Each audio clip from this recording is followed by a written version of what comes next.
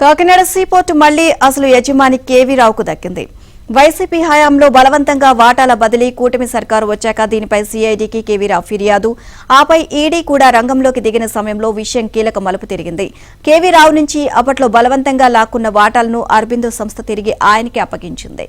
3 రోజుల కిందట వాటాల బదిలీ పూర్తయినట్లు సమాచారం. విషయాన్ని అటు సీఐడీ ఇటు ఈడీ లోతుగా లాగకుండా ముందు జాగ్రత్తగా వాటాలను తిరిగి ఇచ్చేశారని ప్రచారం జరుగుతోంది. కానీ దీని వెనుక జరిగింది వేరు అని తెలుస్తోంది.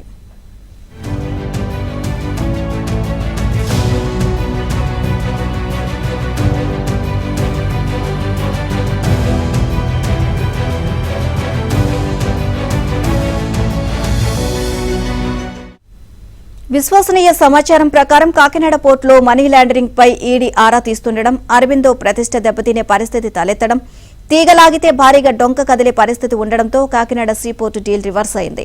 ప్రస్తుత పరిస్థితులను కేవీ రావు పూర్తిగా తనకు అనుకూలంగా మార్చుకున్నట్లు తెలుస్తోంది. పై స్థాయి వ్యక్తులు కొందరు రంగంలోకి దిగి ఇద్దరిని కూర్చోబెట్టి కొత్త డీల్కు ఓకే చెప్పించారు. అప్పట్లో 2,500 కోట్ల విలువైన 2.15 కోట్ల షేర్లను జగన్ బ్యాచ్ 494 కోట్లకే లాగేసుకుందని కేవీ రావు ఆరోపించారు. దీనిపై సీఐడీకి కూడా ఫిర్యాదు చేశారు. అదే సమయంలో కేవీ రావుకు చెందిన 8,000 ఎకరాలు ఉన్న కాకినాడ సెజ్ పూర్తిగా అరబిందోకు సొంతమైంది.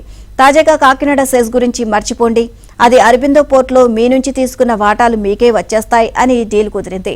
దీని ప్రకారం 3 రోజుల కిందట అరబిందో పేరుతో ఉన్న 2.15 కోట్ల షేర్లు కేవీ రావుకు బదిలీ అయిపోయాయి.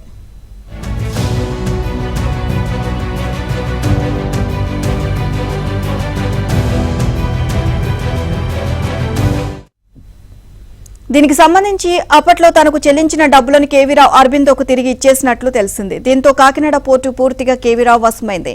సీపోర్టుకు స్టాక్ ఎక్స్చేంజితో సంబంధం లేకపోవడంతో గుట్టు చప్పుడు కాకుండా ఈ వ్యవహారం సాగిపోయింది. ఇక కాకినాడ సెజ్లో తన వాటాగా 1,104 కోట్లు రావాల్సి ఉండగా ఇక 12 కోట్లతో సరిపెట్టారు అని కేవీ రావు సీఐడీకి ఇచ్చిన ఫిర్యాదులో పేర్కొన్నారు.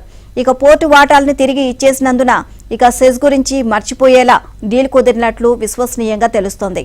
కేవీ రావు మాత్రం సెజ్లో వాటాలను వదులుకునేది లేదు అని కేవీ రావు స్పష్టం చేశారు.